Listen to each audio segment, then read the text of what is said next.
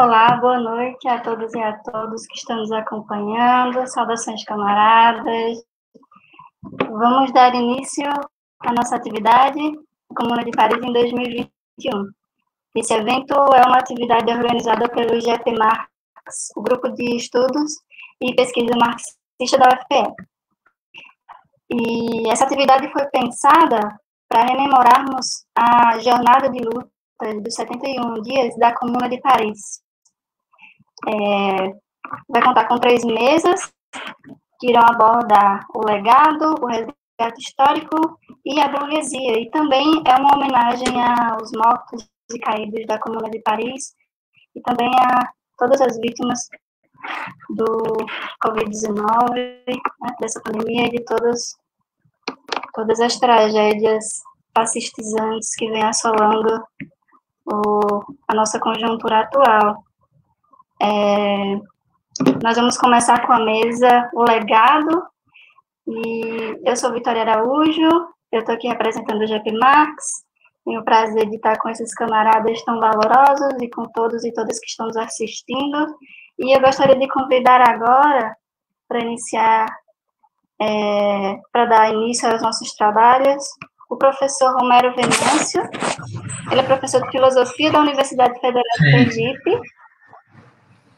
Seja bem-vindo, Romero. Muitas graças por estar aqui conosco.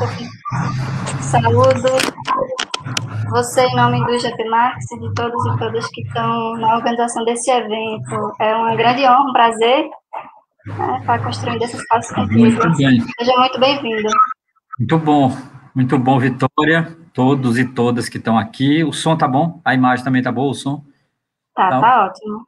Então, os demais, a todos e a todas que nos escutam, primeiramente eu queria agradecer, apesar de estarmos à distância, agradecer ao meu amigo Daniel Rodrigues, camarada, professor da educação na Universidade Federal de Pernambuco, camarada valoroso, combatente e um grande planejador de atividades, né? Admiro muito Daniel. E queria agradecer a todos e todas que nos acompanham, Vitória, Henk, que nos ajudou aqui o tempo inteiro, Henk, que está aqui na retaguarda, valoroso comunista. Olha, eu acabei de reler, fazia tempo que eu não tinha lido o ensaio de Marx, está nessa coletânea aqui, que é uma coletânea organizada pelo Oswaldo Cogiola, que é uma coletânea intitulada Escritos sobre a Comuna de Paris. Eu vou começar com mania de professor, vou começar indicando alguns textos, depois eu entro no tema, né? Então, é uma coletânea de ensaios que o professor de História Econômica da Universidade de São Paulo, Oswaldo Cogiola, organizou. São textos sobre a Comuna de Paris, escritos por Karl Marx, Friedrich Engels, Bakunin, Lenin, Kautsky, Trotsky, Martov e Guérin. E uma apresentação do próprio Oswaldo Cogiola. Esse aqui é um livro, eu acho que é um ponto de partida fundamental, é um texto que eu uso com os estudantes, principalmente quando eu vou trabalhar o século XIX, e esse ensaio em particular, esse ensaio extraordinário de Karl Marx, né? O ensaio de Marx é da época da Comuna, que é de 1871, é um ensaio que no Brasil foi traduzido como a Guerra Civil.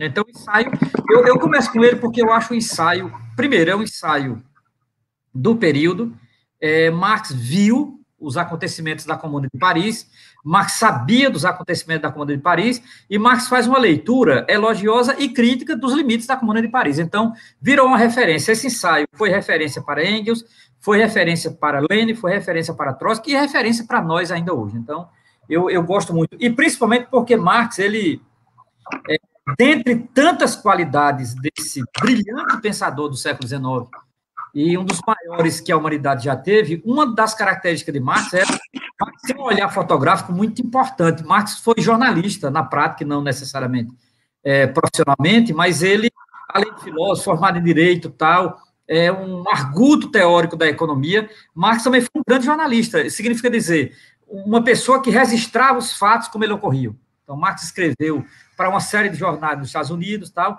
e esse ensaio de Marx, ele tem esse caráter. Marx sempre articulou bem o elemento analítico e o elemento jornalístico, o elemento jornalístico e o elemento analítico. Marx não era apenas um jornalista, né? Então, eu acho isso muito importante. E esse ensaio dele, intitulado O que foi a Comuna de Paris, de 1871, é uma referência fundamental.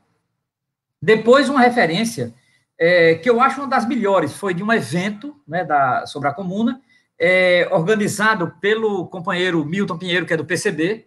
Milton Pinheiro, militante do PCB, quadro do PCB, organizou esse ensaio, que é um evento que ele organizou na UNEB, na Bahia, intitulado Os 140 anos da Comuna de Paris. É uma série de ensaios com historiadores, cientistas políticos, filósofos e tal, em que Milton é o organizador, e também tem um ensaio de Milton sobre a comuna, em que mapeia-se a história da comuna, a economia da comuna, os limites da comuna, o legado da comuna, as atividades militares da comuna. Então, é uma coletânea de ensaio extraordinária, né, que foi escrita há 10 anos atrás. Né? Depois, o livro organizado, também no evento dos 140 anos da comuna, organizado pelo professor Armando Boito Júnior, da Unicamp, intitulado A Comuna de Paris na História. Basicamente, é um encontro de historiadores e cientistas políticos, né? Foi a primeira coletânea que eu li, né, sobre a Comuna de Paris. Inclusive, os 2 últimos ensaios trabalham a recepção da Comuna do Brasil. Foi muito interessante pensar isso, né? Os impactos da Comuna de Paris no Brasil e tal.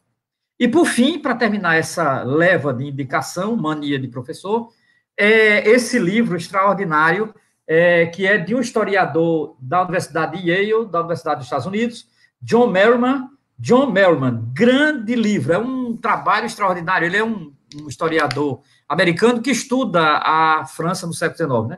Estuda o pensamento francês e a historiografia francesa do século XIX. É um livro que é uma história da comuna, muito bom mesmo, tal. Então, saindo dessas 4 referências, agora eu vou entrar no tema, né? O meu tema não é propriamente a história da comuna, não é propriamente o decorrer da comuna, não é propriamente o fim da comuna, mas é principalmente o legado da comuna, né? Significa dizer o que é legado, o que ela nos legou, o que ela nos deixou, o que ela, digamos assim, nos herdou, né? A herança da Comuna de Paris. Obviamente, todo marxista deve saber disso, mas eu não acho que é todo marxista, eu acho que todo ser humano sensato, né? Você nunca deve trabalhar qualquer tema que você não o historicize. Isso é claro, é uma referência, Marx fazia isso de maneira brilhante, Marx era... contexto histórico é uma coisa fundamental nos escritos, né, de Karl Marx, da juventude e a maturidade, né? Então, assim, historicizar é importante. Agora, o meu trabalho aqui não é um trabalho de historiador, basicamente um trabalho que vai pensar o legado, pensar alguns elementos que, para hoje, são importantes, né? Ou respondendo a pergunta clássica que a gente sempre se faz, né? O que é atual ainda hoje na Comuna de Paris? Nós estamos em 2021, a comuna aconteceu em 1871, exatamente no dia 18 de março de 1871, dava início à chamada Comuna de Paris, por isso nós começamos hoje, né? Então, veja, eu vou trabalhar algumas notas iniciais, eu vou trabalhar 3 notas iniciais e entro no grande, que eu chamo de o grande legado da Comuna de Paris. Então, a minha fala, nesses 30 minutos, serão divididas em 2 partes. Primeiro, as notas iniciais, umas notas iniciais em termos de contextualização, e depois eu entro no que eu defino como o grande legado da Comuna de Paris. Primeiro, a Comuna ela foi um fenômeno histórico singular. Fenômeno histórico singular. Quando eu digo singular, eu não quero dizer único, porque, de fato, eu não domino tanto assim a história para dizer que a Comuna de Paris só aconteceu como ela. Mas eu diria que há uma singularidade nesse fenômeno. É um fenômeno que essa singularidade já indica, inclusive, o seu próprio legado, né? Primeiro, por que a Comuna de Paris foi singular? 3 coisas. Primeiro, ela durou apenas 72 dias. Significa dizer, 2 meses e 12 dias. Então, a Comuna durou apenas 72 dias. Mas o seu legado é imenso. Significa dizer, o tempo de duração da Comuna é menor do que o imenso legado da Comuna. Eu chamo de um fenômeno paradoxal na história. Um fenômeno histórico paradoxal. Por quê? Porque ele é curto na sua duração e é imenso no seu legado. Primeira característica da Comuna de Paris, e assim, você, de imediato, não é? Marx começa no seu ensaio sobre a Comuna falando da esfinge, que é a Comuna para a burguesia. Veja, uma burguesia relativamente consolidada na Europa é profundamente incomodada por um evento de pobres trabalhadores, um evento que durou 72 dias.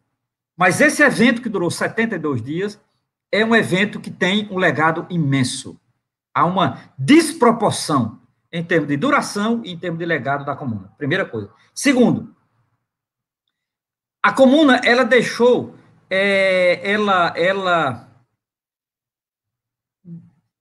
a Comuna é um fato histórico, isso me chama muita atenção. A Comuna é apenas um fato histórico, mas um fato histórico que tornou-se um horizonte. Então, se há uma palavra que eu poderia definir o que significa a Comuna hoje, a Comuna é um horizonte. É um horizonte.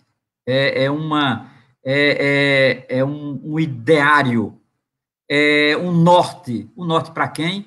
Para a classe trabalhadora. Para os mais pobres. Para os lutadores e lutadoras do mundo. A Comuna é um horizonte. A Comuna é um fato histórico que, na própria história, tornou-se um horizonte. Isso, para mim, é absolutamente fundamental para discutir o legado da Comuna. A Comuna foi um fato histórico, mas um fato histórico que nos legou um horizonte. Terceiro, a Comuna, ela foi um tipo de unidade em que unificou os libertários, unificou os homens e mulheres que lutavam pela emancipação humana, socialistas, anarquistas, comunistas, artistas, intelectuais, trabalhadores e trabalhadoras de toda sorte de Paris. A Comuna, ela deu unidade às forças emancipatórias de Paris no século XIX, mas particularmente em 1871. Veja, a Comuna passa uma ideia central para hoje, que a perspectiva emancipatória unifica os lutadores e as lutadoras. Essa é, digamos assim, um elemento absolutamente importante para compreender a Comuna hoje. A Comuna, ela nos legou um tipo de unidade nas forças emancipatórias, socialistas, anarquistas, comunistas, artistas, intelectuais, trabalhadores e trabalhadoras de toda sorte. Mas, acima de tudo, a partir disso, ela nos diz, a Comuna não só disse, a Comuna nos diz hoje, a Comuna de Paris. A Comuna de Paris passa-nos, a todos os lutadores e lutadoras de hoje, passa-nos uma ideia central. Qual é a ideia? A de que a perspectiva emancipatória unifica lutadores e lutadoras. Isso, para mim, é fundamental. Então, significa dizer, as notas iniciais que eu queria falar eram essas, a importância da Comuna de Paris como fenômeno histórico singular, primeiro, a Comuna de Paris ser um fato histórico que legou um horizonte, e terceiro, a unidade dos lutadores pela emancipação humana. Todos lutaram juntos para impedir a saída dos canhões. Esse é o primeiro grande ato. Depois, o grito das mulheres nos arredores de Paris. E terceiro, quando a Comuna ela começa a se consolidar na prática, a partir das barricadas e das divisões das tarefas na Comuna. Então, nesse sentido, a partir do dia 18 de março, a partir da ideia de não permitir que os canhões saíssem de Paris, esse ato é o ato inicial da Comuna de Paris, como atestam historiadores, teóricos e todos que se interessam pela Comuna. Então, nesse sentido, a Comuna, ela, na sua singularidade, ela passa essa ideia que é, sem dúvida nenhuma, extraordinária, que é a unidade, né, daqueles que lutam pela emancipação humana, no sentido de ter uma perspectiva unificada, ter uma praxis unificada, né? É muito interessante ver isso. Obviamente, a Comuna tem limites. A Comuna talvez não tivesse uma consciência comunista, como, por exemplo, teve um Lênin no Estado e a Revolução. Né? A Comuna não teve. Mas o mais importante não é isso. Aí, o mais importante, necessariamente, não é isto. Né? Obviamente, a Comuna ela só durou 72 dias, então não há muito o que dizer especificamente sobre ela. Ela teve um começo, teve um meio e teve um fim. A derrota da Comuna foi um massacre. Segundo o historiador John Merriman, historiador americano, é o maior massacre da França no século XIX. O maior massacre na França no século XIX. A maior matança de trabalhadores e trabalhadoras pobres no século XIX se deu na Comuna de Paris. Então, nesse sentido, a Comuna, ela teve um fim violentíssimo, né? Como é próprio, né, dos levantes contra a burguesia, e quando a burguesia reage, ela sempre reage a essa altura, né? A burguesia sempre teve esse caráter estruturalmente violento desde a acumulação primitiva do capital, né? A burguesia é violentíssima desde a acumulação primitiva do capital, com populações indígenas, com negros e negras, com trabalhadores pobres na Europa e nas Américas. Então, assim, nesse sentido, a burguesia não foi novidade o que ela fez com a Comuna de Paris e com os comunardes. Não foi novidade. Na verdade, o número de pessoas assassinadas é que, de fato, chamou a atenção na segunda metade do século XIX, mais particularmente em 1871. Então, nesse sentido, a Comuna, ela tem digamos assim, a experiência radical da Comuna recebeu uma resposta à altura da burguesia, que não aceitava aquela radicalidade dos trabalhadores. Então, essas são as notas iniciais que eu queria dizer. Eu queria entrar agora na segunda parte da minha fala, só são duas partes, são essas notas iniciais e o que eu chamo de o grande legado da Comuna de Paris, né? O grande legado da Comuna de Paris. Vamos lá. Primeiro grande legado da Comuna de Paris está naquilo que ela foi,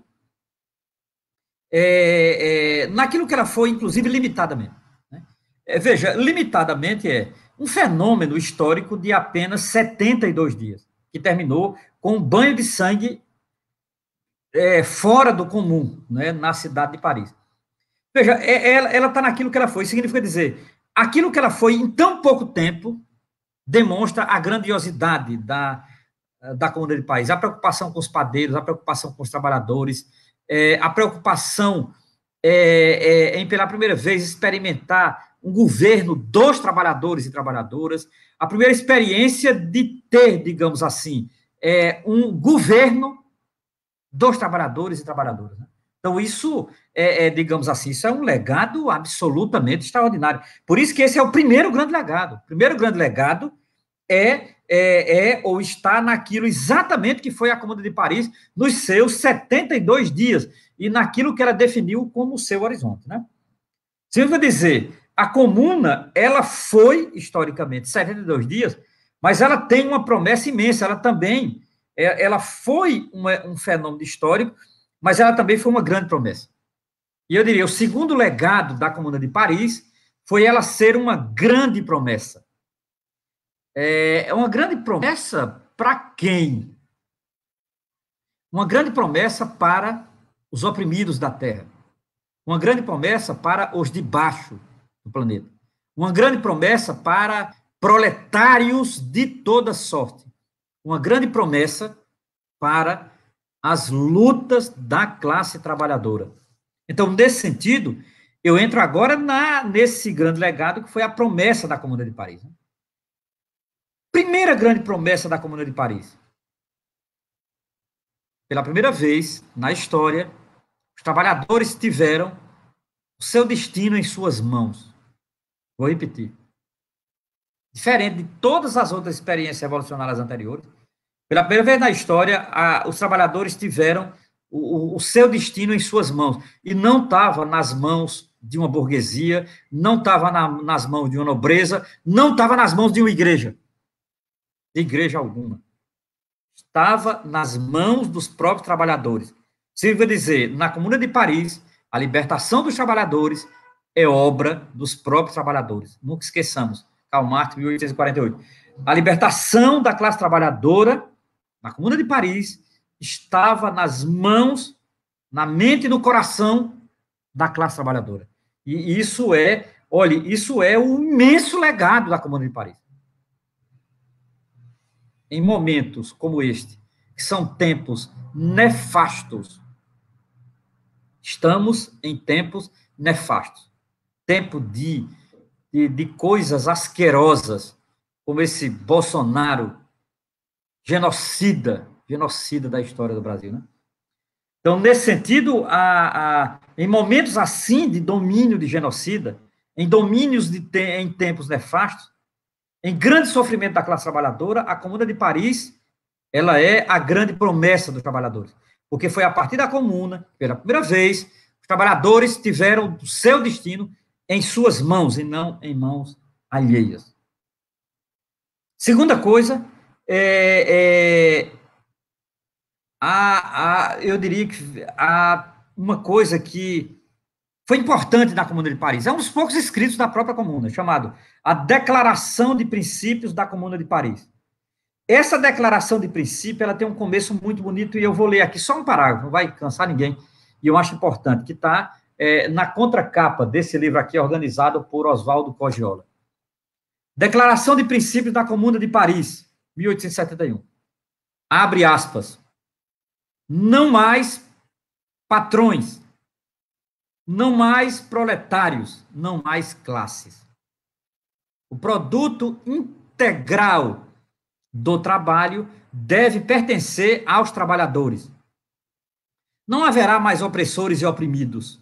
Fim da distinção de classe entre os cidadãos. Fim das barreiras entre os povos. A família é a primeira forma de associação, e todas as famílias unir-se-ão em uma maior a pátria, nesta personalidade coletiva superior, a humanidade. Eu gosto demais desse início da Declaração de Princípios da Comuna de Paris, né? A primeira coisa é essa, nem pátria, nem patrão. Significa dizer, a Comuna de Paris, ela marchava, ela tinha como horizonte, ela tinha como grande projeto a livre associação dos trabalhadores. A livre associação dos trabalhadores foi a grande e maior promessa da Comuna de Paris. Nem pátria, nem patrão, mas como horizonte a livre associação dos trabalhadores. Importante sabermos ainda que era fundamentalmente uma luta para acabar com a distinção de classe, com a opressão de classe sobre a outra, de uma classe sobre a outra. E uma das coisas que mais me atrai na Comuna de Paris é a sua capacidade cosmopolita, a capacidade cosmopolita da Comuna de Paris. A Comuna de Paris atendeu aquele velho chamado, aquele velho clamor que vem de 48. Operários do mundo, univos, por uma razão absolutamente fundamental. A classe trabalhadora não tem pátria, a classe trabalhadora tem humanidade, a classe trabalhadora tem horizonte, a classe trabalhadora tem mundo. Então, nesse sentido, a classe trabalhadora é universal. E a Comuna conclamava isso, né, no sentido de como se fosse uma continuidade, né, do fim do Manifesto Comunista. O texto de Marx e Engels acaba conclamando trabalhadores do mundo unidos. A Comuna de Paris começa conclamando a universalidade da classe trabalhadora, a universalidade da luta dos trabalhadores, o cosmopolitismo da classe trabalhadora. Isso é muito, muito bonito. E, por fim, para terminar aqui a minha fala, eu queria ler um trecho de Marx. Eu queria terminar lendo um trecho de Karl Marx sobre a Comuna de Paris, que, para mim, foi o primeiro texto que eu li na minha vida sobre a Comuna de Paris. Foi o primeiro texto que eu li sobre a Comuna de Paris, foi esse texto de Karl Marx, que está num livro intitulado A Guerra Civil na França. Marx tem na página 54 dessa coletânea aqui, Marx tem um parágrafo que eu acho muito bonito e sempre me chama a atenção. Para mim, é o parágrafo mais bonito de Marx sobre a Comuna de Paris, né? Eu diria que é o núcleo central do que Marx pensava sobre a Comuna de Paris. Atentai-vos, abri os vossos ouvidos para escutar essa frase de Marx. Dizia Karl Marx sobre a Comuna de Paris: a grande medida social da Comuna foi a sua própria existência. Acho essa frase maravilhosa. A grande medida da Comuna foi ela existir. Existir como? Existir de maneira atuante, como diz Marx. Suas medidas concretas não podia, senão, denotar a tendência de um governo do povo pelo povo. Um governo do povo pelo povo, dizia Marx, definindo a Comuna de Paris. Continua Karl Marx. Entre elas, a abolição do trabalho noturno dos padeiros. Isso é um fenômeno extraordinário. Né? Esse detalhe que Marx observa, né, o trabalho noturno dos padeiros, para que os padeiros também trabalhassem na comuna. Então, assim, o revezamento, e não necessariamente um trabalho único, repetitivo, definido apenas por uma pessoa, né? Então, diz Karl Marx, entre elas, a abolição do trabalho noturno dos padeiros, a proibição sobre penalização da prática dos patrões, que consistia em reduzir o salário, cobrando multas a seus empregados, sob os mais diversos pretextos. Processo este que o patrão reivindicava para si mesmo as funções de legislador, juiz e executor, além de embolsar o dinheiro. Isso não quer dizer, o fim do patrão é o fim do dinheiro do patrão. Isso é fundamental, né, Marx, perceber isso, eu acho extraordinário. E continua Karl Marx. Outra medida desta espécie foi a entrega à Associação de Operários, sem qualquer indenização, de todas as oficinas e fábricas fechadas. Todas as oficinas e fábricas fechadas em Paris foram reabertas e entregues à autogestão dos trabalhadores. Sem qualquer indenização de todas as oficinas e fábricas fechadas. Quer os respectivos capitalistas tivessem fugido, quer tivessem optado por parar o trabalho. Se parar o trabalho, os trabalhadores retomavam. E se eles fugiram, os trabalhadores ocupavam tal. Então, nesse sentido, eu gosto demais desse parágrafo, é o parágrafo quase final de um dos capítulos da Guerra Civil na França, que Marx define o caráter da comuna, explica alguns momentos luminosos da comuna, todos vinculados ao mundo do trabalho, e como acontece um processo de emancipação dos trabalhadores a partir do mundo do trabalho. A comuna, para Marx, é uma espécie de laboratório. A comuna, para Karl Marx, é uma espécie de laboratório em que a classe trabalhadora toma o destino em suas mãos. Uma espécie de laboratório em que a classe trabalhadora faz um governo do povo para o povo. E um laboratório em que a classe trabalhadora, ela, em livre associação, ela produz coletivamente. Em livre associação, a classe trabalhadora produz livremente. Ora, eis o grande legado da Comuna de Paris. Para mim, um legado extremamente atual, no momento em que a classe trabalhadora está sendo depenada, está sendo jogada no desemprego, no caso brasileiro, está sendo jogada para a morte com o Covid-19, no momento em que a classe trabalhadora vive uma das suas maiores crises, eu diria, esse é o momento extremamente atual da Comuna de Paris, porque o horizonte da Comuna de Paris é a emancipação da classe trabalhadora. O grande horizonte da Comuna de Paris é a esperança na luta dos trabalhadores em ter o seu destino nas suas próprias mãos. Então, nesse sentido, é absolutamente fundamental que a nossa juventude leia sobre a Comuna de Paris, que a nossa classe trabalhadora leia sobre a Comuna de Paris, que os intelectuais leiam a Comuna de Paris, que toda sorte de oprimido leia a Comuna de Paris, que todos os lutadores e lutadoras do povo leiam sobre a Comuna de Paris.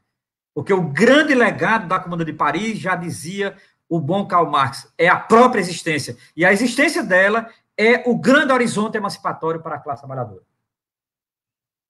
Muito bem, Vitória. É isso, inicialmente, que eu queria dizer sobre o legado da Comuna de Paris. Podemos ir agora a algumas questões, algumas perguntas, alguma dúvida, se há alguma coisa no chat, ou se a Tenagro chegou, a segunda fala sobre a Comuna de Paris. É isso. Obrigado, Vitória. E obrigado a todos e todas que nos escutaram. Muitíssimo obrigada, Romero. Foi uma verdadeira aula, né? E agradecidíssima por poder ouvi-lo. Acredito que todos estamos, né? Foi uma baita aula. E estivemos até agora aguardando o professor Mauriase, mas por questões que ele já tinha comunicado previamente, limitações relacionadas à questão de saúde, ele falou que poderia ou não, né, Sim, se unir a nós hoje. E aí, como ele não pôde aparecer por esse probleminha, e super compreensível, né?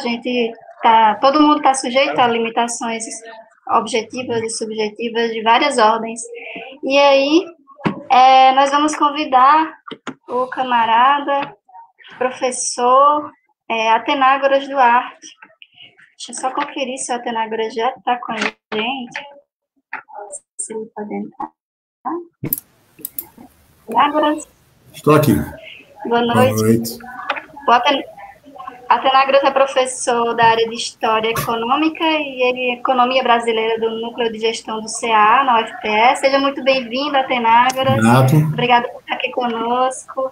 Atenágoras vai dar seguimento à mesa e, em seguida, nós vamos abrir para o debate. Para quem tiver alguma questão, quiser dialogar com o professor Romero, professor Atenágoras, fique à vontade, e a gente pode poder somar aí na batalha das ideias. Muito boa noite, Atenágoras. Boa noite a todos. Primeiro, é preciso ser muito sincero na situação, porque eu realmente contava que o Mauro pudesse participar. Não sei, naturalmente, que as circunstâncias que levaram ele a isso, problema de saúde ou trabalho, não sei o certo, mas até ontem ele estava confirmando, não, tudo bem, eu vou participar, passo o link, como é que eu faço, que horário, mas ele estava certo, tranquilo, e eu confesso que eu, como substituto dele, me desarmei. Mas acho que dá para tratar do ponto fundamental, porque ele é bem consolidado em termos de esquerda, na tradição marxista, e alguns elementos que são importantes enquanto legado, que ultrapassam o fenômeno em si, e que, na verdade, a gente carrega na própria cultura marxista, na própria cultura socialista, o legado que trazemos da Comuna. Então, é esse aspecto que eu queria, obviamente que não com a propriedade, com a profundidade do Mauro, mas dá para contribuir para o debate, tratando dessa questão. Então, eu queria organizar, tratando da seguinte forma. Primeiro, o ponto central, e você tem vários momentos em que você apresenta esse debate sobre a natureza da Comuna de Paris. Você tem publicações aos 130 anos da Comuna, você tem publicações nos 140 anos da Comuna, e nessas publicações acadêmicas, um dos pontos que sempre voltam à discussão, à baila, é exatamente essa compreensão da natureza da Comuna, o que ela foi de fato. No debate acadêmico europeu, você vai encontrar vários autores que vão estar tratando que a Comuna de Paris, na verdade, não foi a primeira revolução operária, a primeira revolução socialista, mas sim foi o último evento das revoluções capitalistas que nasce com a Revolução de 1789. Você vai encontrar uma literatura razoável dentro dessa questão. O curioso é que esses autores que vão tratar nesses termos, eles vão acusar os marxistas de quererem meio que ajeitar a história para se encaixar com a sua narrativa. E não veem que o que eles fazem também pode ser acusado do mesmo procedimento. Ao tentar colocar a Comuna de Paris como a última revolução capitalista, a última revolução burguesa, a última tentativa, uma herança desse processo todo, ignora os novos elementos colocados, também está querendo fazer um enquadramento para a sua narrativa. Essa mesma acusação pode ser apresentada. Entendo, na verdade, que não se encaixa esse tipo de argumento, porque nós estamos falando de um processo histórico que não é fechado, estanque. A história não é algo definido em eventos, são processos, são conexões entre eventos.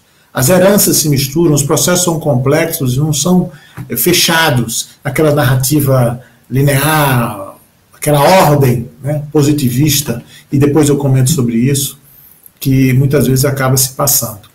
Então, para tratar dessa questão da natureza da Comuna de Paris, o primeiro ponto a se observar é a própria composição social do fenômeno. A França, durante o Império de Bonaparte, ela tem, nesse período, um avanço do desenvolvimento do capitalismo na França. Você tem, nesse período, a formação de uma indústria de maior porte dentro da França. Novas atividades econômicas para a França, atividades que envolviam indústrias com maior número de trabalhadores, com uma composição da estrutura industrial mais diversificada, o capitalismo avançou na França nessa parte do século XIX. Você vai encontrar lá mais de 450 mil operários vivendo, na realidade, da economia francesa. É certo que quando você compara a experiência do capitalismo francês com a experiência do capitalismo inglês ou a experiência do capitalismo alemão, o capitalismo francês acaba se retratando de uma forma mais atrasada. Não tem o vício, não tem o dinamismo, não tem o impacto que as outras experiências que estão ocorrendo no período têm. Nos compara o caso norte-americano ou o caso alemão. Mas há um avanço do desenvolvimento capitalista na França. E a herança desse processo, em termos de composição social, é que havia sim uma classe operária presente na estrutura social francesa. E era uma classe operária que tinha organização social. Claro que não tinha ainda o cabedal, ainda não tinha todo o acúmulo do aprendizado político que vai conquistar no século XX. Mas tinha um nível de organização política, tinha representação política, e o fato é que vai estar presente nesse fenômeno. Os historiadores que se debruçaram na questão da composição social da comuna vão encontrar, sim, os artesãos, vão encontrar, sim, os pequenos comerciantes, vão encontrar, sim, outros componentes sociais para o fenômeno da Comuna de Paris, mas a classe operária está presente. E esse é o ponto. Quando nós observamos os fenômenos históricos, nós não podemos considerar que o fenômeno se expresse numa relação direta de quantidades. A Revolução Russa foi feita por um país majoritariamente camponês, mas a liderança política da Revolução foi operária. O que está em questão, portanto, não é a composição em termos numéricos, mas é o impacto político que aquela classe desempenha dentro de um dado momento social. E aí pesa o fato de ser um trabalho coletivo, de ser um trabalho mais organizado, mais vinculado com a ciência, que vai levar os operários em condições de maior protagonismo político. Então, o fato social é que, sim, havia uma forte presença operária.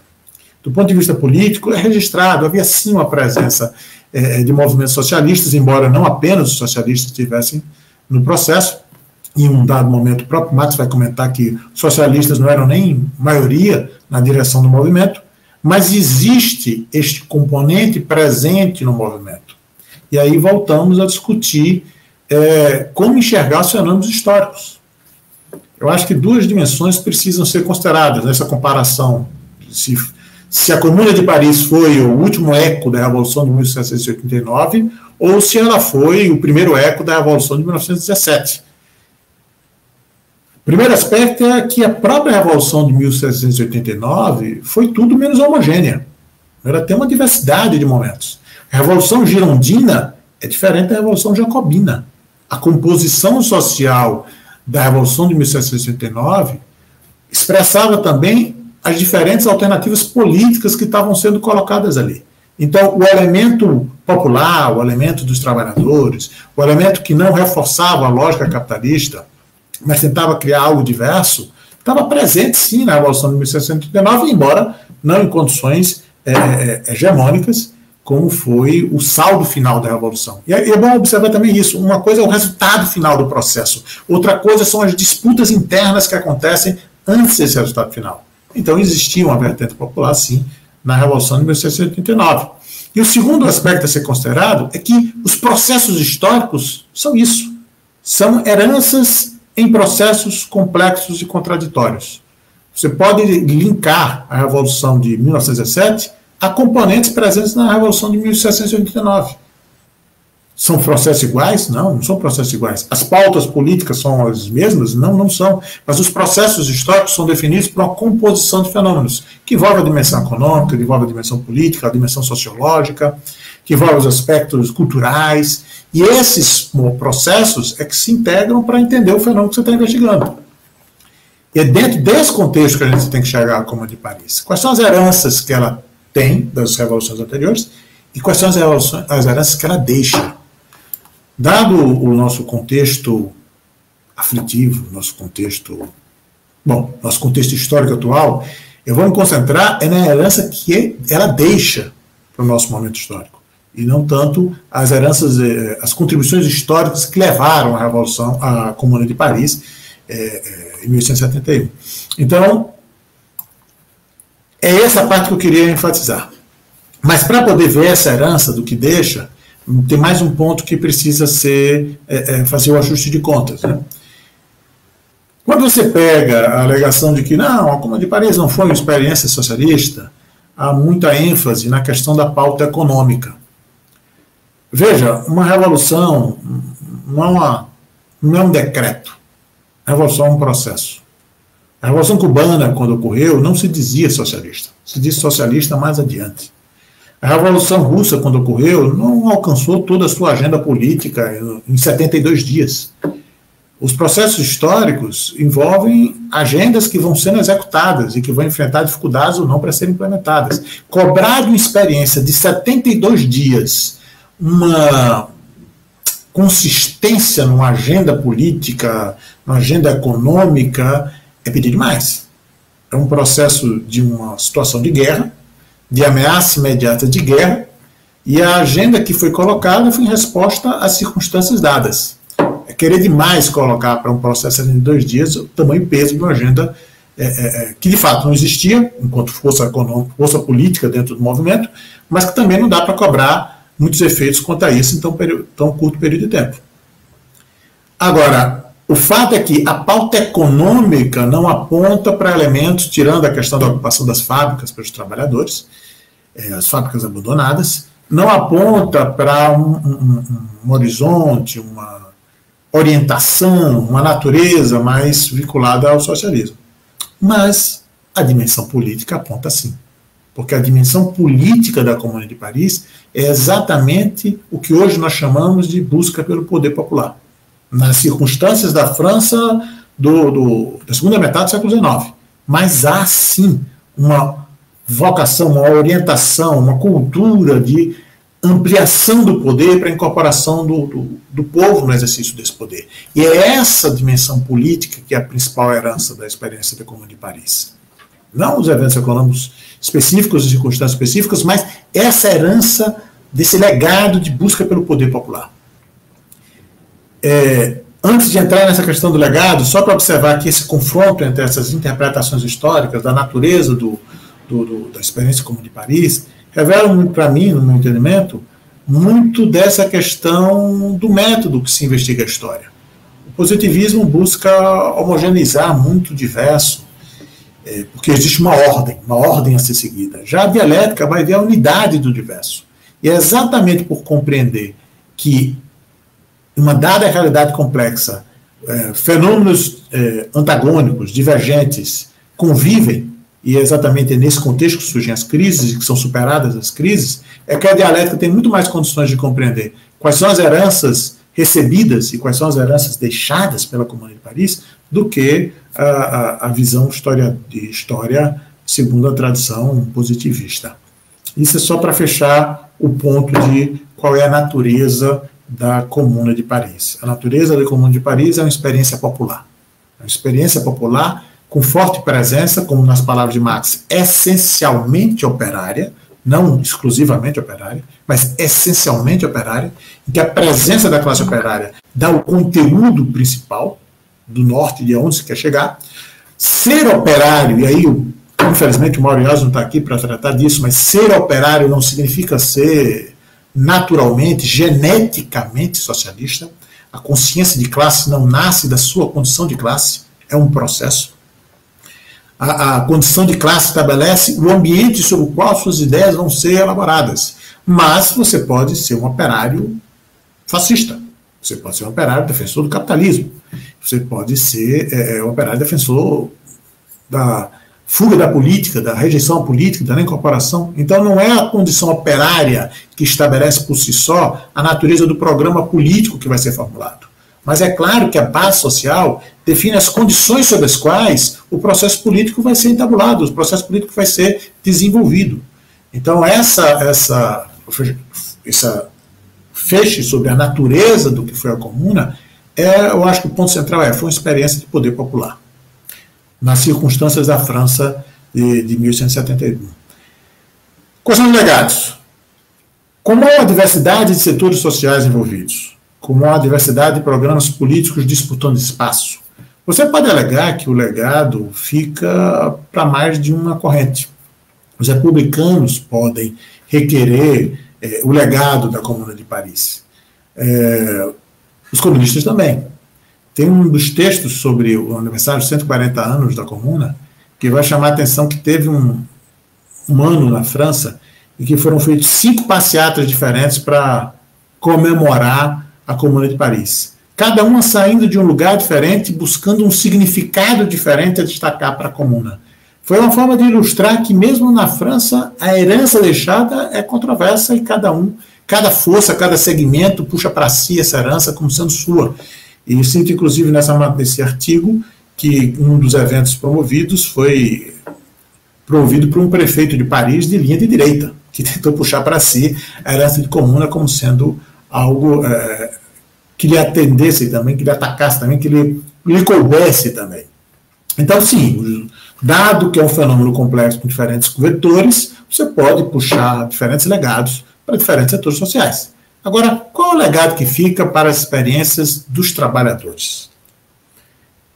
A questão econômica, que não podia ser resolvida nos marcos 72 dias, mas que a sua ausência na compreensão da luta política não foi decisiva para a sobrevivência ou para a não sobrevivência da Comuna. Em 72 dias você não implanta um programa econômico. Mas é claro que você precisa ter a compreensão que precisa ter este programa a ser construído desde o início para poder chegar em algum lugar. Então não é o ponto central para a avaliação da Comuna de Paris, mas sim, é algo que qualquer experiência de trabalhadores precisa ter.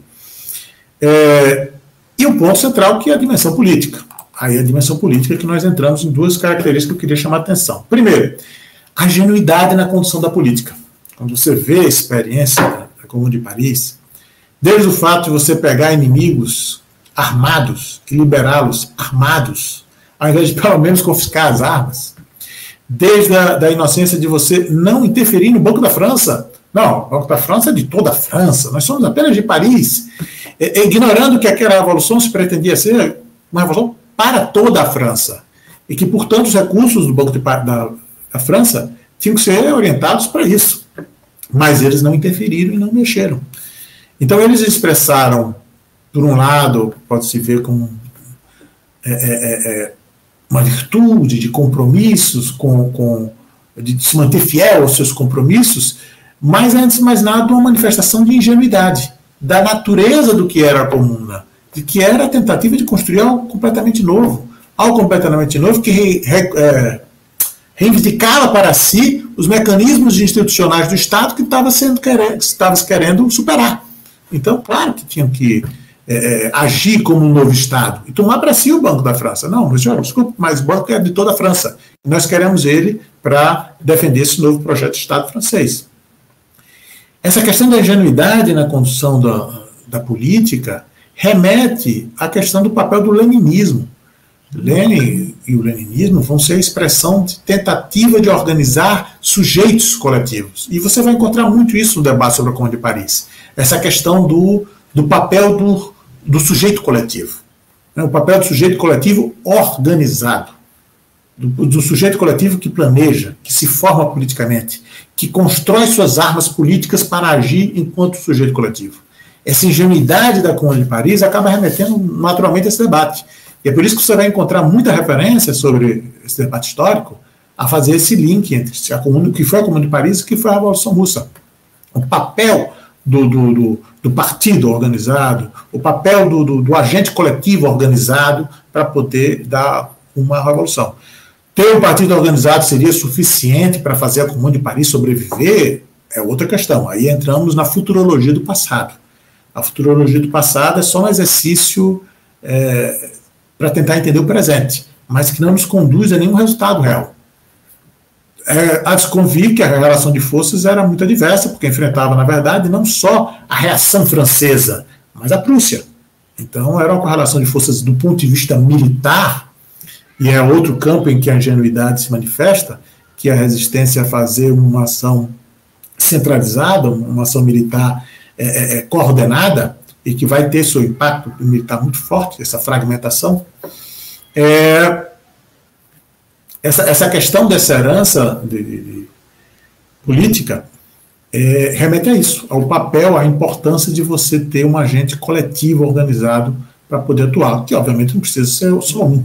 Essa ideia de que o partido único seria expressão do leninismo não condiz com o que o próprio Lenin escrevia.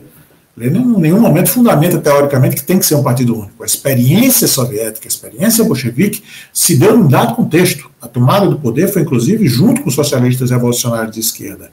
Mas a guerra civil conduzia a um estreitamento político que não é da natureza do DNA do processo, é da natureza daquela experiência concreta vivida naquele contexto de um país invadido por 14 potências estrangeiras.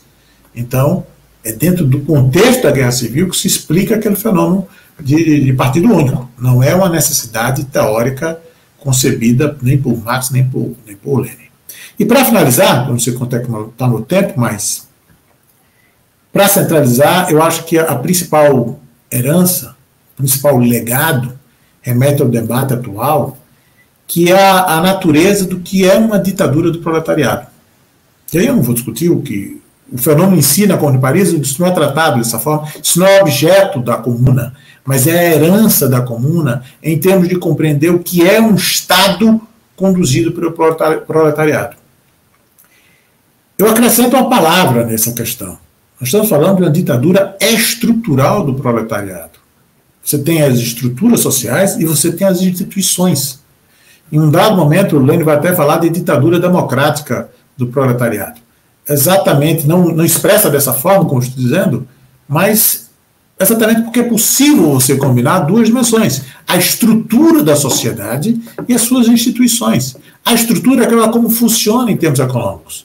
Qualquer país capitalista é uma ditadura da classe capitalista, porque não importa quais sejam as regras, vê-se quem tem o poder econômico. E quem tem o poder econômico é a classe capitalista. Então você pode ter um Estado, uma ampla democracia de existência dos partidos, mas ganha as eleições quem tem mais recursos para bancar as eleições. Você pode ter até um financiamento público para os processos eleitorais, mas as eleições não acontecem apenas naqueles dias. As eleições são resultado do nível de consciência que as pessoas formam pelo que elas são informadas no dia a dia. Todo dia é dia de disputa eleitoral. E as empresas de comunicação garantem a vinculação da sua ideologia como se fosse notícia. Basta acompanhar as empresas de comunicação para ver como isso é contundente. O caso da reforma da Previdência foi escandaloso. As empresas de comunicação só colocavam uma visão, a visão da classe capitalista, do grande capital. Qualquer outra alternativa era completamente invisibilizado. Então, mesmo que você tenha que o processo eleitoral em si seja um pouco mais democrático, você tem que o funcionamento da sociedade é no sentido de dar garantia de que o detentor do poder político será o detentor do poder econômico. Se você tem essa compreensão, você pode pensar perfeitamente numa situação de uma ditadura estrutural do proletariado com ampla democracia institucional. Pode ter os mais amplos direitos, porque quem vai controlar os meios de comunicação é quem controla a economia, e quem controla a economia é o proletariado. Quem controla a educação é a maioria da população, é o proletariado. Quem controla os mecanismos através dos quais as ideias são difundidas, são formuladas, quem consegue garantir espaços para que a democracia se manifeste de fato, é quem controla o poder econômico. Então, ao garantir o poder econômico para a classe trabalhadora, que é a maioria da sociedade, você garante que ela detém torna-se uma ditadura, porque quem manda, no final das contas, é o detentor do poder econômico, e que, ao mesmo tempo, é amplamente democrático. Não só por ser da maioria da sociedade, mas porque a democracia institucional é perfeitamente compatível com a ditadura estrutural. O ponto central aqui é qual é a classe social que manda. Esse é o ponto central. Se a classe social que manda é a majoritária, a classe dos trabalhadores, dando a elas o poder econômico, não tem problema nenhum a mais ampla garantia de liberdades individuais para os capitalistas falarem o que quiserem, como quiserem. Os mecanismos de disputa política vão estar sob o controle do proletariado. Eu acho que esse é o legado, essa é a herança que eu acho que chama mais atenção. Está diretamente relacionado à Comuna de Paris? Não, o legado extrapola o evento em si. A herança que fica se estende para além do evento nos seus limites específicos. É por isso que é uma herança. É uma característica, e essa característica é o papel da participação popular, que fica para as próximas gerações, e que as próximas gerações leem a sua realidade atual com esses olhos. com essa variável que está sendo considerada como central, que nesse caso é uma forma de construção de poder popular. É isso.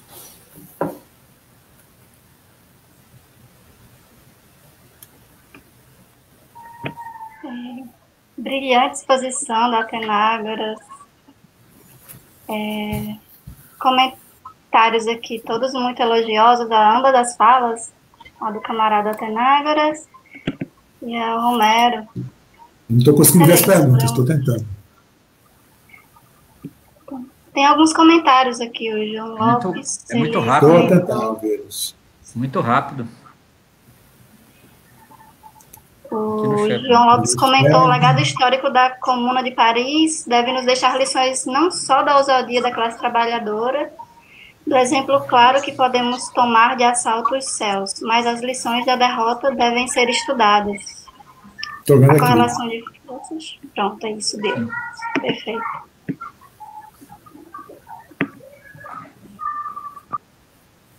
E a Cleusa Santos perguntou se a China não seria uma forma desse controle.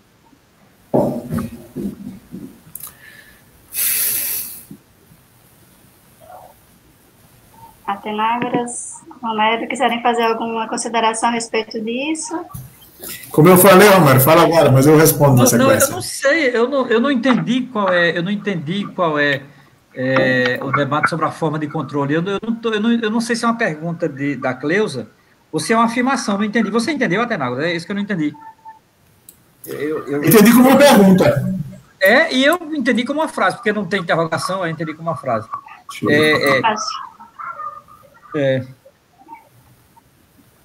que na hora de digitar pode ser eu não que tenha sei também faltado. se ela pergunta sobre a China hoje ou o legado pós 49, pós-Revolução Chinesa e tal. Entendeu?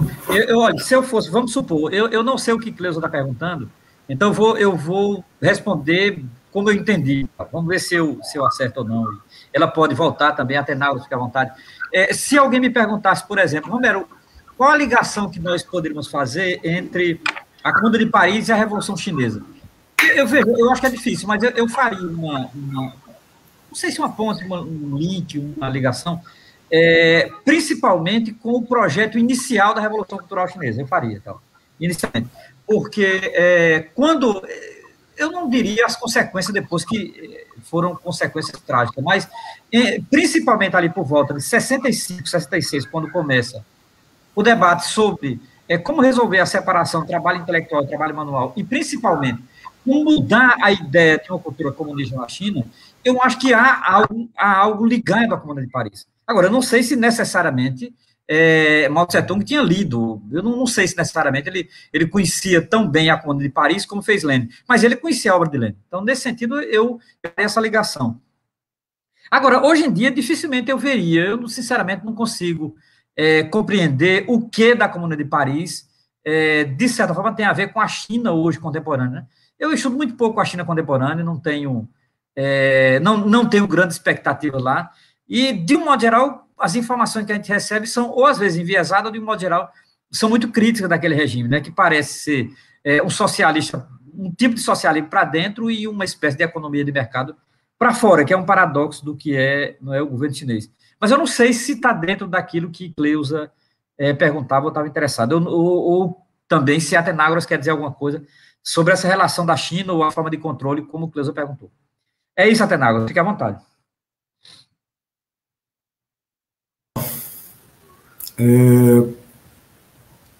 A experiência da China é extremamente complexa.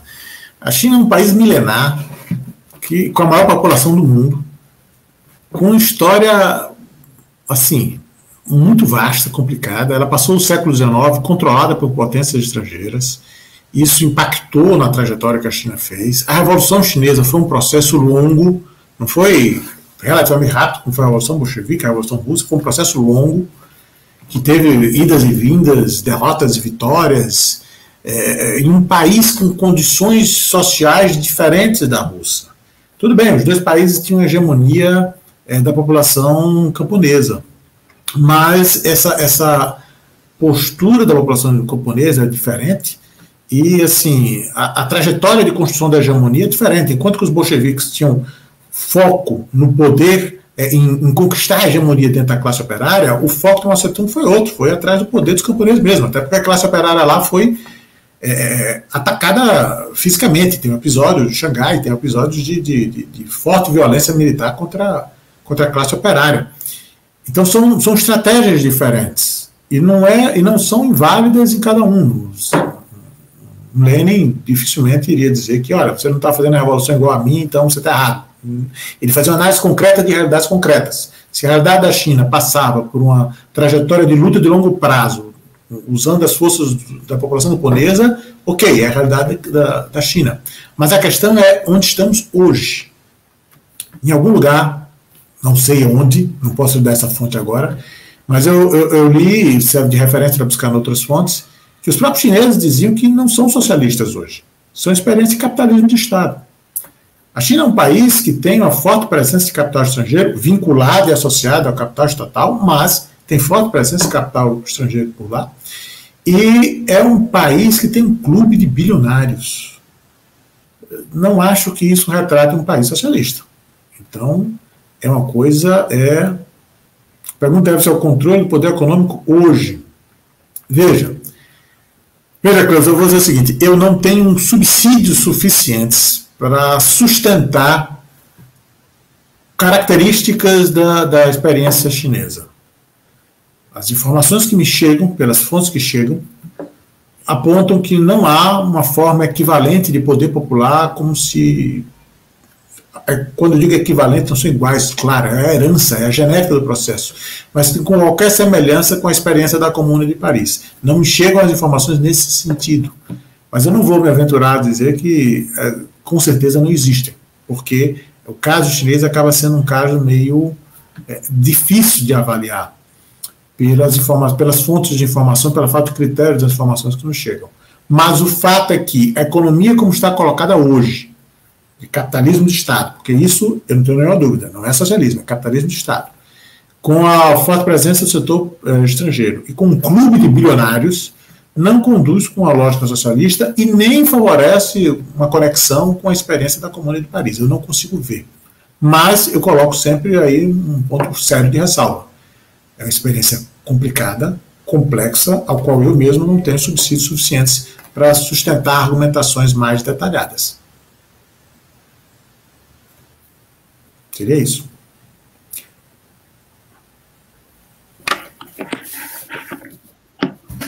Posso responder outra pergunta, se quiser, se isso aqui é a questão do fim da história.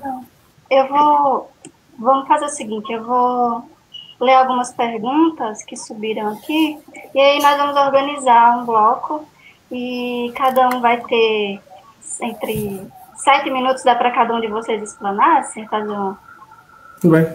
uma resumão. E a gente caminha para as considerações finais. 7 é uma média, tá? Então, a gente tenta seguir uma disciplina bolchevique aqui. O Júnior Cândido perguntou: a Comuna de Paris foi um movimento de massas espontâneo como combatido por Lenin, pois não tinha uma consciência, um partido de vanguarda?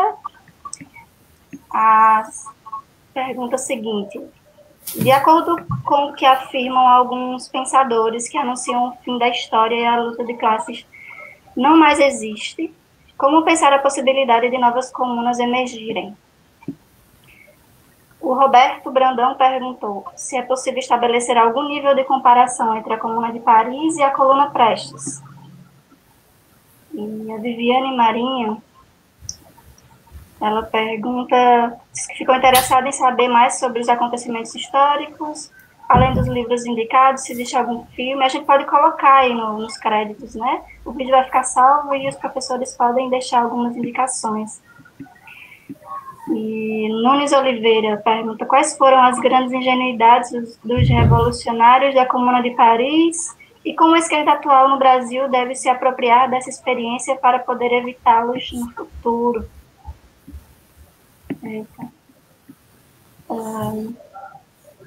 A possibilidade de novas comunas nos dias atuais. O Henrique, camarada. Quais ensinamentos a Comuna legou à Revolução Russa e a necessária aliança operário-camponesa é um legado da Comuna?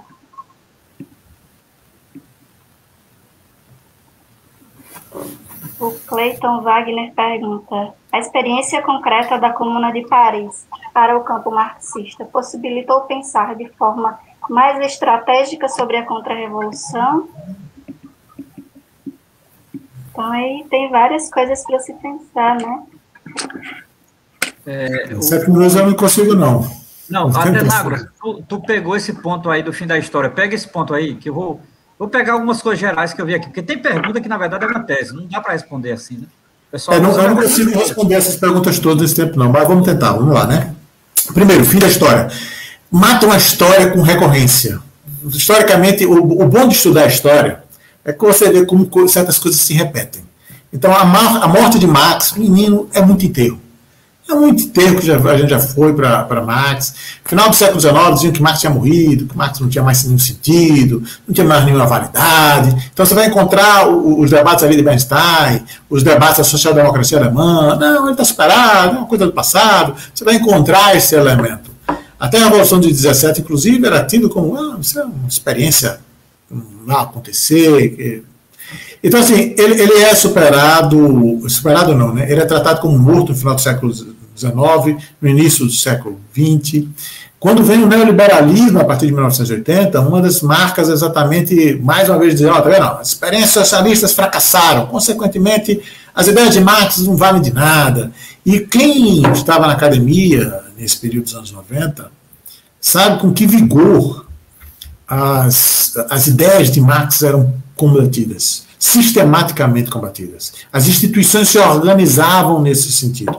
Eu tinha um conhecido na ocasião que estudava ciências sociais, que me procurou uma vez e disse, Atenagro, me fala alguma coisa de Marx? Eu disse, mas por quê? Porque no meu curso eu não vejo nada.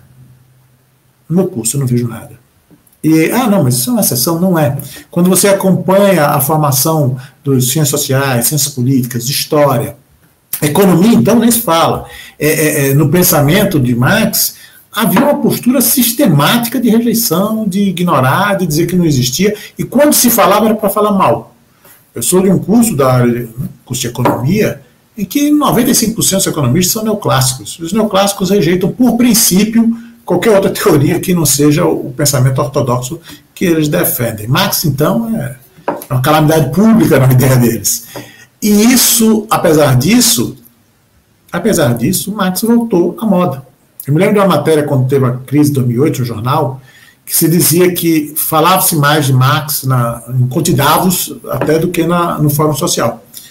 Porque a elite vai atrás das ferramentas que precisar para se manter no poder. Se for precisar ler o Velho Barbudo para poder entender a crise de 2008, eles leem. Eles não têm preconceito. Porque o que eles querem é se manter no poder. Se ele permite com a compreensão mais profunda da realidade, então vamos a ele. Delfim Neto leu Marx. E não tem nenhum problema, ele não tem nenhum problema em dizer que leu. Leu para combater, mas leu. Então, assim, essa história de que o fim da história, luta de classe, é um mecanismo recorrente da classe dominante de dizer, pare de lutar, a história acabou. Mas a história não acaba. Porque as contradições estão aí e continuam estando. E esse fim da história veio no final do século XIX, veio no início do século XX, veio com o neoliberalismo, mas a história continua porque os problemas continuam. E enquanto os problemas continuarem, se fazem necessárias as ferramentas teóricas para entender essa realidade e superar essa realidade. Então, não, o Marx não está superado. As ferramentas estão aí, continuam sendo atuais e válidas. Outras comunas virão, claro, ainda hoje aparecem. Ainda hoje existem iniciativas na Espanha, uma pequena cidade que tem tentado uma iniciativa mais de comuna, de participação popular na gestão. No México tem iniciativa nesse sentido. Você na América Latina tem algumas pequenas experiências nesse sentido. São localizadas, são focalizadas, mas elas existem e elas entram na pauta política. E com o aprofundamento da crise, a crise social, não no crise do capital, porque o capital não está em crise coisa nenhuma, está fazendo fortunas e mais fortunas. Mas do ponto de vista da crise social, sim, vão voltar a ocorrer outras comunas e outros outubros também, por mais que se tente impedi-la. O ponto essencial aí é aprender com a história. Isso só é possível com ampla participação popular. A ideia que alguns setores da esquerda têm de tratar a massa popular como como o exército na lógica militar. Como é o exército na lógica militar? Quem pensa são os comandantes e os soldados só seguem. A associação, a analogia com o exército dentro da tradição marxista é outro. O soldado também pensa. E o soldado político amanhã pode ser general. E depois de amanhã pode voltar a ser soldado. O ponto central é que funcione enquanto um coletivo. Se você não eleva o nível de consciência, se você não eleva o nível de participação, se você não eleva o nível de mobilização da população, do povo trabalhador, aí de fato você não chega em canto algum. Esse ponto é um legado da Comuna de Paris. Essa preocupação de incorporação da classe na gestão do poder é um legado da experiência de Paris. E é um legado que os sovietes buscaram fazer. Agora, o contexto específico da experiência russa não permitiu uma evolução. Aí é outro debate, para discutir o que levou a isso, o que impediu esse desenvolvimento. Mas houve isso na natureza da Revolução Russa.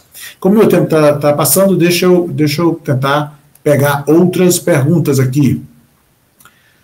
Rapidinho, então, ok.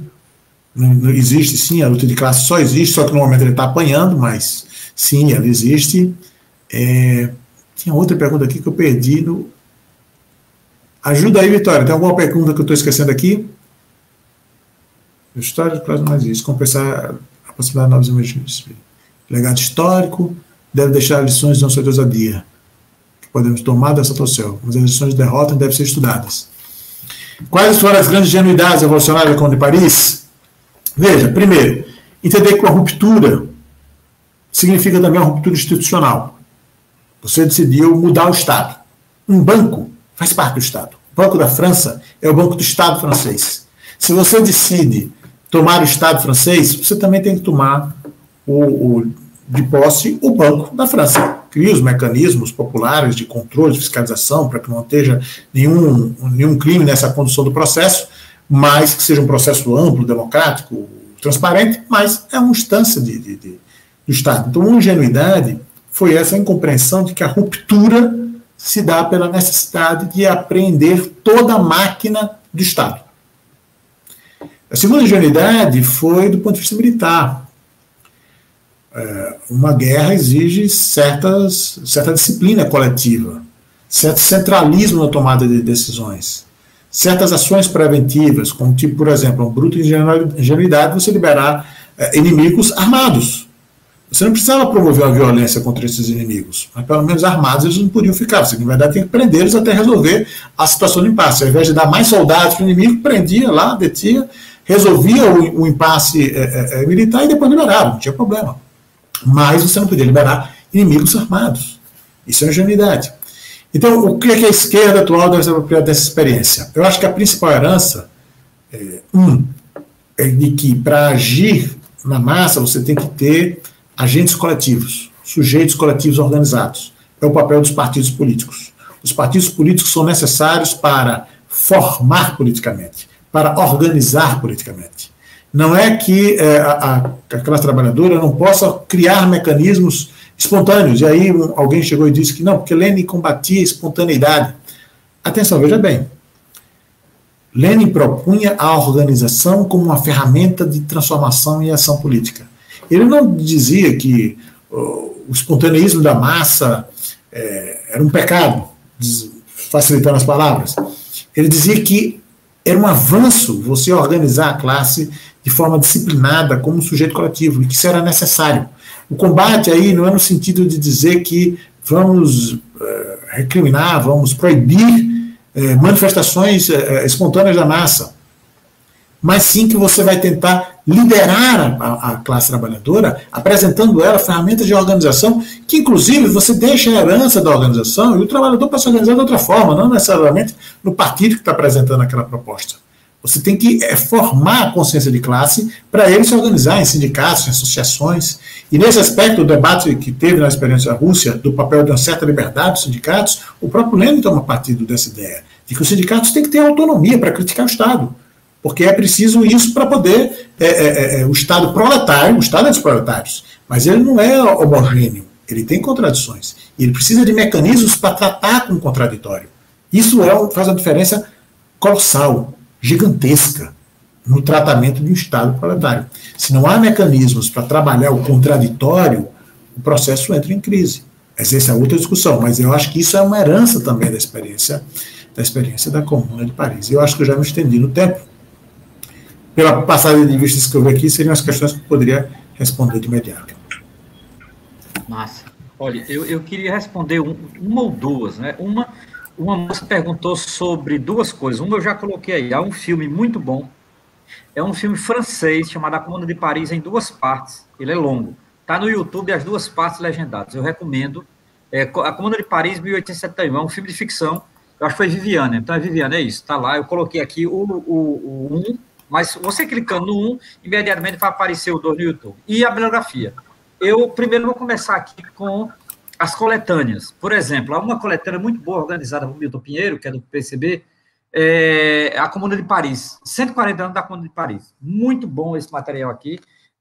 Há um material também organizado por Armando Boito Júnior, sobre a Comuna de Paris na história, são também frutos do evento dos 140 anos da Comuna, também com bons artigos, geralmente historiadores, cientistas políticos, sociólogos, etc. E, por fim, Viviane, o que eu mais recomendo, porque são escritos sobre a Comuna de Paris por alguns autores clássicos, tá? Organizado pelo historiador Oswaldo Cogiola. Esse aqui, eu até citei o ensaio de Marx, que está na Guerra Civil na França. Tá? Eu gosto muito. E um livro geral sobre a Comuna de Paris, bem geral mesmo, bem geralzão, um historiador, professor de Yale, essa figura aqui, eu gosto muito, John Merriman, eu gosto muito desse livro. Né? Enquanto visão geral, eu acho que pega os antecedentes durante o fim da Comuna e o legado da Comuna. Eu gosto muito desse livro, então eu recomendo essas 4 biografias para a Viviane.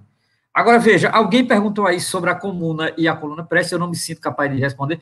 Eu fiquei pensando comigo, eu não consigo ver uma ligação, não. Tenho uma admiração pela Coluna Prestes, mas, de fato, não saberia fazer uma ligação. Veja, os limites da Comuna, a Antenágoras colocou, acho importante, a Antenágoras colocou, eu acho muito importante. Agora, tem uma coisa da Comuna que eu gostaria muito de chamar a atenção aqui. Alguém perguntou se teria hoje possibilidades de comunas. Eu sempre acho que tem. Por exemplo, ali por volta de 2006, 2005, 2006, eu lembro da experiência de Oaxaca, no México, por exemplo, né? Animou muito naquele período, deu uma ideia de comunal. Então, as experiências de comunas, para mim, sempre vai estar aberto no horizonte da humanidade. Eu acho que a Comuna de Paris, como eu disse no começo, olha, ela só foi 72 dias. Então, ela foi muito curta na história, mas ela foi muito potente no seu horizonte. Então, eu sempre leio a Comuna assim, eu sempre começo falando da Comuna assim. O horizonte da Comuna é sempre maior do que a experiência histórica concreta que foi a Comuna. Então, assim, o potencial da Comuna está muito mais no seu horizonte, naquilo que ela abriu como possibilidade, tanto para a organização da classe trabalhadora, como emancipação da classe trabalhadora a partir das suas próprias condições. Então, eu sempre vejo a Comuna como uma experiência emancipatória singular na história da humanidade, e em particular na história europeia, e naquilo que, para mim, é o fundamental da Comuna, que é o seu legado. Por isso que eu lembro quando o Daniel me falou para a gente começar com o legado, porque, de fato, o legado da Comuna é importantíssimo, porque ele se torna maior do que o que foi a experiência histórica. Eu nem sei se há outras experiências tão singulares na história da humanidade, em que o fenômeno histórico é pequeno, é de curta duração na história, mas o potencial do fenômeno histórico é imenso, vara, digamos assim, a história, e se torna, digamos assim, um imenso horizonte. Então, eu gosto sempre de ver a Comuna como um grande horizonte, a partir de uma pequena experiência histórica no tempo, em termos de curta duração, e muito ampla em seu horizonte das suas possibilidades. Por isso que eu nunca vejo o fim da Comuna, porque a Comuna ela é sempre um horizonte emancipatório. Então, assim, eu nunca consigo ver, porque eu só viria o fim da Comuna se, de fato, a classe trabalhadora se realizasse enquanto classe e abolisse todas as classes. Aí eu acho que não teria sentido algum mais falar da Comuna, porque estaria realizado aquilo que em 72 dias foi ensaiado para o futuro. Viva a Comuna, é isso.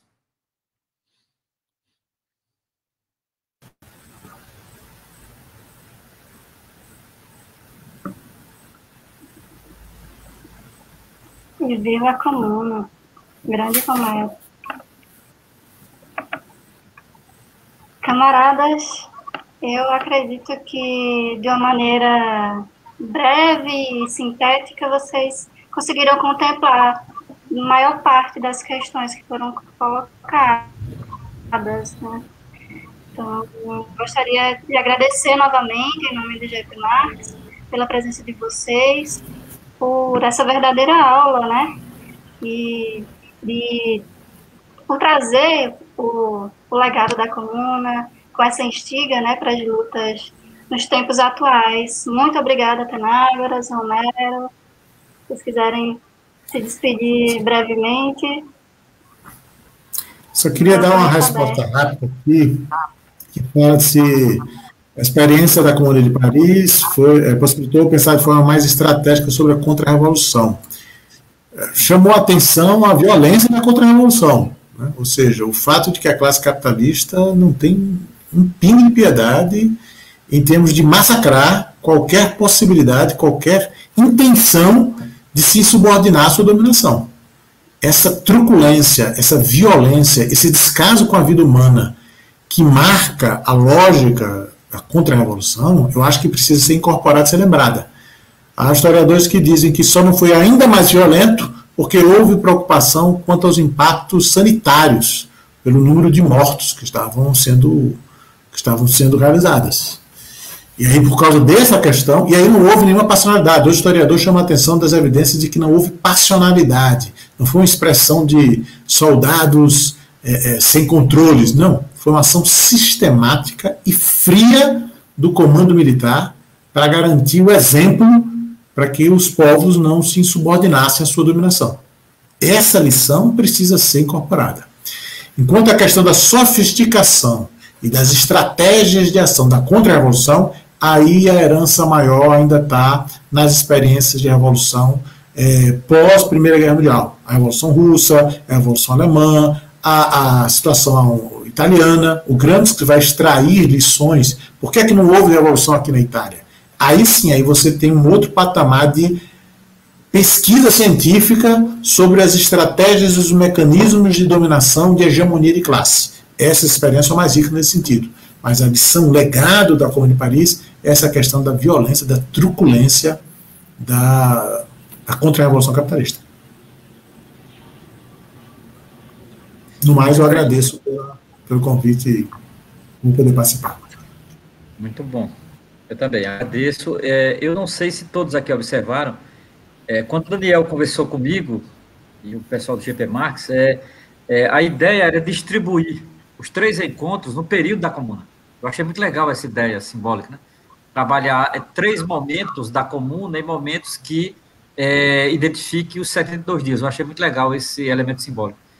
Um elemento da comuna, e eu quero encerrar com isso, que será sempre um grande horizonte. Eu não sei se foi a última vez, mas pelo menos foi a primeira vez em que unificou todo mundo, né? Em termos de...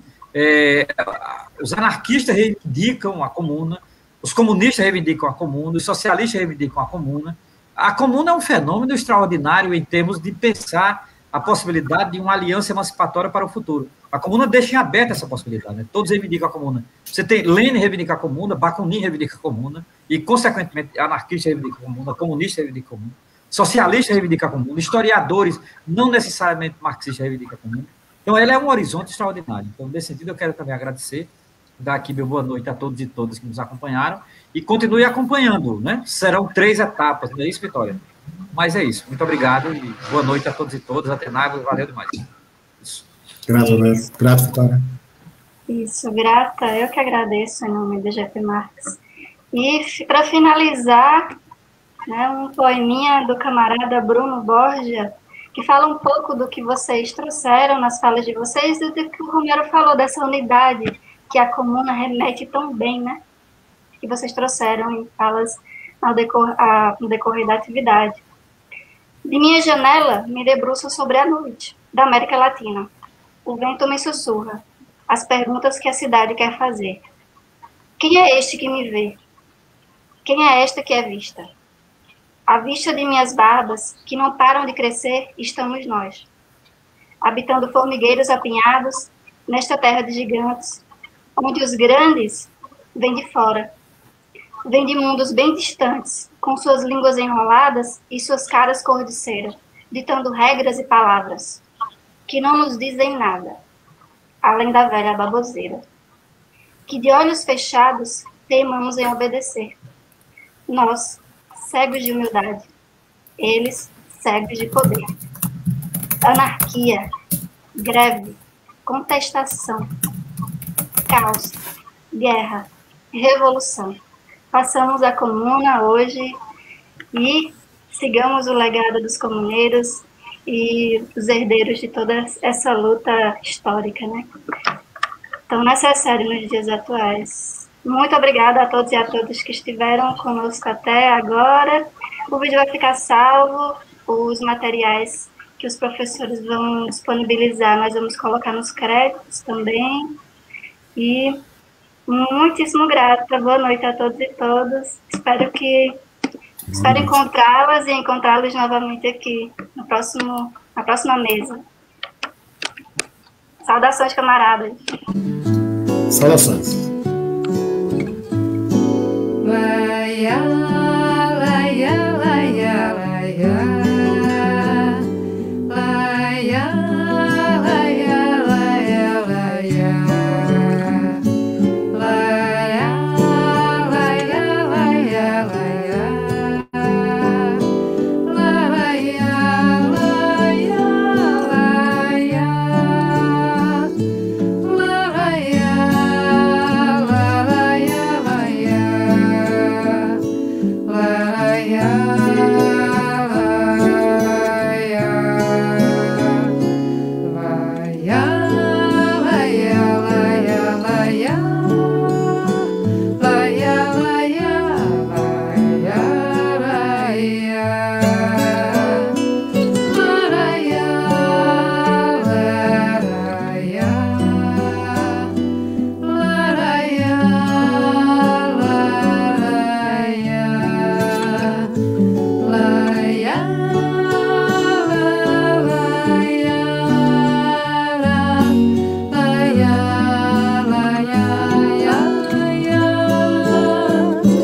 Bem unidos façamos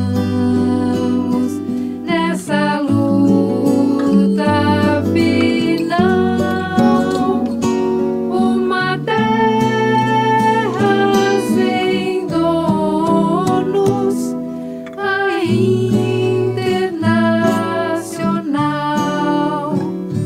Uma terra sem donos,